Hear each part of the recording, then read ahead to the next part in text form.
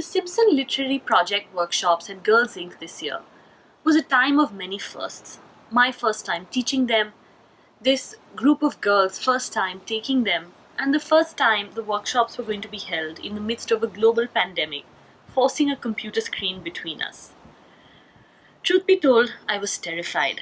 I thought, how am I going to teach something like a creative writing workshop online, which relies on trust and connection between the participants? Certainly, Zoom is no substitute for the physical classroom. I so wish I had been able to meet this amazing group of young women in person, and I still hope to be able to do so sooner rather than later. That said, I think what this experience brought home to us is what has always been true of writing.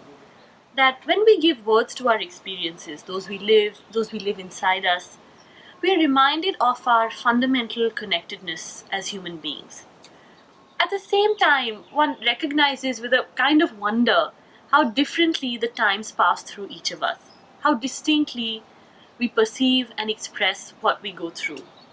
As we read together, breaking texts down, seeing what holds them together, and then wrote together and separately, it was actually impossible not to feel connected as readers, writers, and women of color negotiating these bizarre, bizarre times.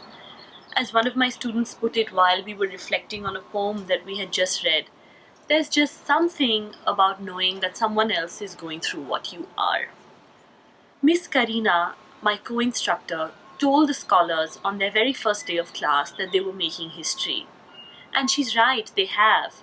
Because even as this moment will have left so many anxieties and lost opportunities in its wake, the scholars at Girls Inc. instead drew on the time and stillness it has offered to those of us who are lucky, to do the thing that has always helped us to not only survive but live better, pandemic or no pandemic, tell their stories.